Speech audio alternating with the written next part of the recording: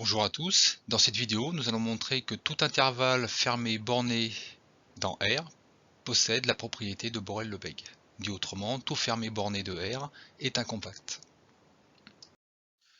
Donc le théorème de Borel-Lebesgue nous dit que pour toute famille d'ouverts de R telle que le segment AB soit inclus dans l'union des ouverts de cette famille, on peut extraire une sous-famille finie telle que le segment AB soit inclus dans l'union des ouverts de cette famille finie. Dit autrement, pour tout recouvrement d'ouverts de AB, on peut extraire un recouvrement fini. Donc pour démontrer cette propriété, on part d'une famille d'ouverts quelconque de R telle que le segment AB soit inclus dans l'union des ouverts de cette famille, et on pose E qui est égal à l'ensemble des éléments de AB, l'ensemble des X de AB, tel que le segment AX possède un recouvrement fini. Dire que T appartient à cet ensemble, que T appartient à E, c'est la même chose que de dire que le segment AT possède un sous-recouvrement fini. Et donc l'objectif de la preuve, c'est de démontrer que B est un élément de E. En effet, si B est élément de E, c'est dire que le segment AB possède un recouvrement fini. Et donc la preuve est terminée. Pour démontrer que B appartient à E, on va avoir besoin de la bande supérieure, donc du théorème d'existence de la bande supérieure, et de la deuxième propriété de la caractérisation de la bande supérieure.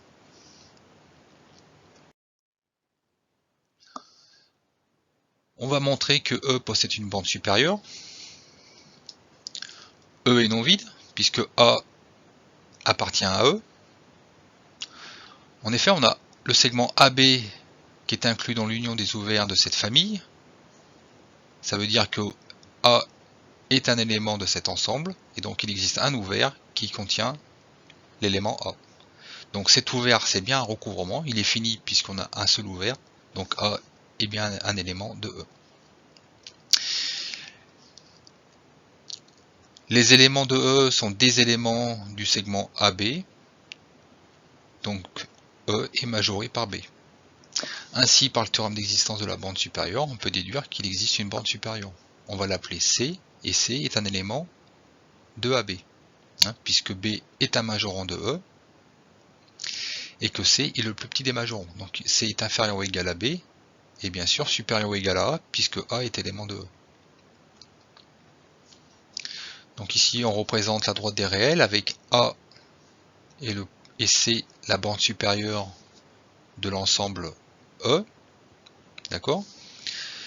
C étant un élément du segment AB, il appartient à cet ensemble ici, à l'union des ouverts de cette famille. Ainsi il existe un ouvert qui contient l'élément C. On va l'appeler O indice L.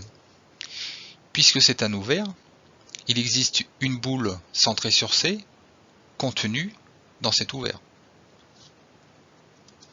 D'accord? Donc il existe epsilon strictement supérieur à 0, tel que l'intervalle C moins epsilon, C plus epsilon est inclus dans l'ouvert O indice L. Et donc ici, on va utiliser maintenant la propriété, la deuxième propriété de la caractérisation de la bande supérieure. Il existe un X tel que X soit strictement supérieur à C moins epsilon. Ça veut dire que ici on a C, en rouge, au fait c'est l'intervalle C moins epsilon, C plus epsilon, d'accord. Et entre C et C moins epsilon, on a un élément de E qu'on va appeler X. Et donc le fait, à partir de cette propriété, le fait de dire qu'il existe un élément, qu'il existe X appartenant à E, tel que X soit strictement supérieur à C moins epsilon, donc le fait de dire qu'il existe un X appartenant à E, par définition de E, on a forcément le segment AX qui possède un sous-recouvrement fini.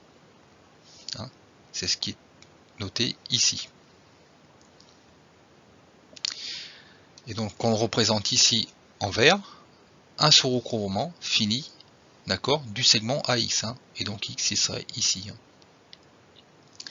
On sait que X appartient aussi à l'ouvert O indicel, puisqu'il est supérieur, strictement supérieur à C moins epsilon, d'accord. Il est aussi inférieur ou égal à C, puisque C est la bande supérieure de E, d'accord. Et donc, ça veut dire quoi? Ça veut dire que l'union de cet ensemble en vert et l'ouvert au indice L est un recouvrement fini du segment AC.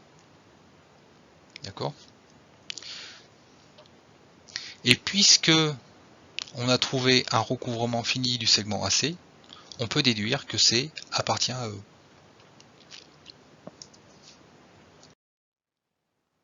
Donc on vient de montrer que C est un élément de E, c'est-à-dire que la bande supérieure appartient à l'ensemble E, et maintenant on va montrer que C est égal à B. Pour montrer que C est égal à B, on va supposer que C est strictement inférieur à B pour lever une contradiction. D'accord? Ainsi, on déduira que C est forcément supérieur ou égal à B, puisqu'il ne peut pas être inférieur ou égal à B. Et puisque C est un élément du segment AB, il est forcément inférieur ou égal à B. Et puisqu'on a ces deux inégalités, on déduira que C est égal à B. Donc maintenant on va supposer que C est strictement inférieur à B, et donc il existe forcément un élément qui soit compris entre C et C plus epsilon, et aussi compris entre C et B. Cet élément on va l'appeler C', et on va le définir ainsi, C' égale à C plus le minimum de epsilon sur 2 et B moins C sur 2. Et donc si cette condition est vérifiée, ça veut dire si C est strictement inférieur à B, forcément cet élément existe. D'accord? Alors pourquoi on veut que C' soit entre C et C plus epsilon? Eh bien, si C' est compris entre C et C plus epsilon, il est donc à l'intérieur de la boule centrée sur C de rayon epsilon, mais sachant que cette boule est inclue dans l'ouvert O indicel, ceci nous garantit que C' appartient à cet ouvert.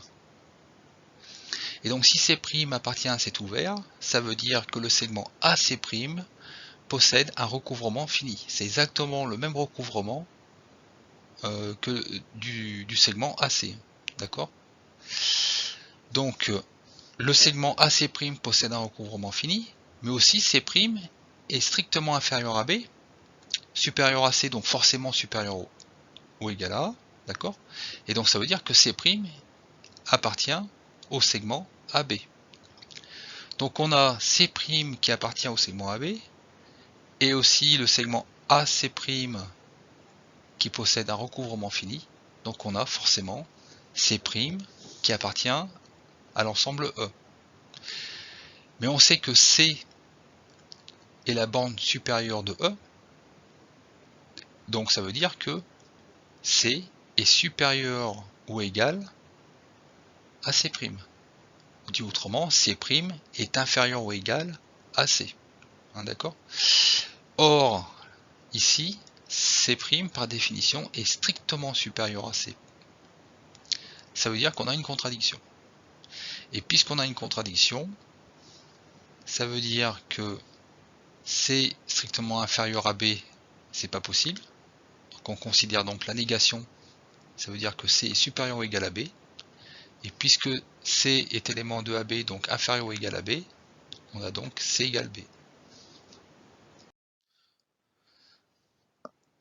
Donc pour terminer la preuve, on a bien... Alors j'ai fait un résumé de ce qui a été dit auparavant, d'accord? Et donc on a terminé avec C est égal à B, mais sachant que C est un élément de E, on a forcément donc B qui appartient à E, d'accord?